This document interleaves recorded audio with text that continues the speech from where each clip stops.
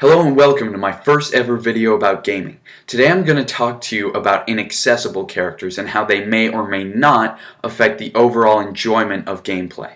The first character I'm going to talk to you about is Dante from Devil May Cry. If you haven't played the Devil May Cry series, I thoroughly recommend it.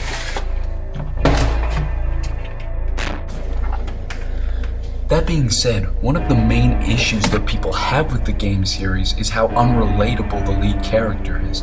This is mainly caused by his low energy approach to everything. In Devil May Cry 3, Dante's Awakening, the game begins with the main character being attacked. Instead of being afraid though, he revels in the feel of battle. I mean, that on its own is not an indication of whether he's relatable or not. Lots of people enjoy fighting. That's why there are sports based around it. After the fight inside, however, Dante moves outside of the building, which is where his really unrelatable traits show through. Here's how he responded.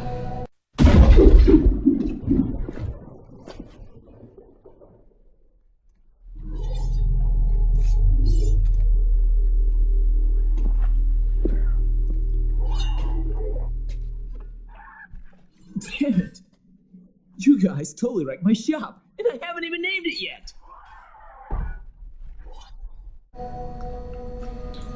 So why is this potentially a bad thing? I mean, we all go to superhero movies, and we don't have radioactive bug bites. We're not from Krypton, so where's the problem coming from, right?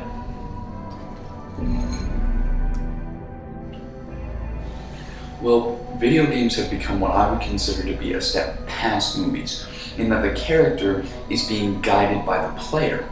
This means that the story has to be based around something that we as the audience find generally relatable.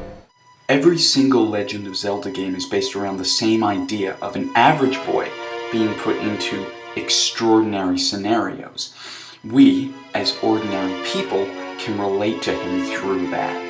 Superheroes, on the other hand, become relatable through their struggle to determine right from wrong.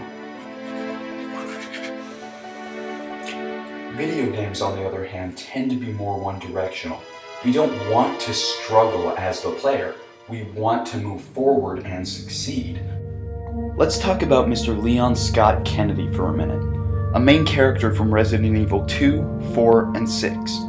Res 4 was my introduction to the series, and I immediately fell in love with the character. He keeps a cool head in battle, and has a few witty remarks throughout the game.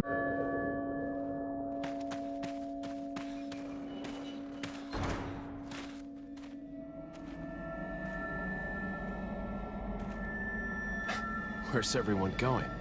Bingo?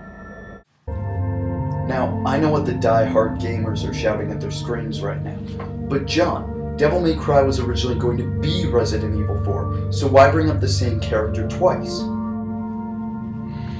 Here's why. Leon has something very special about him that Dante does not. A backstory. Leon started as a police officer, something very attainable to the average man. Now, it wasn't until after that he was forced into the extreme situation of a zombie apocalypse, and it wasn't until much after that he received his military-style training like in Res 4. But even with that military-style training, he still retains that link to the average man from being a police officer. That is what makes him a relatable character. Dante, on the other hand, was born half demon. What does that mean? Well, it means he was not only born awesome, but inherently magical and just generally badass.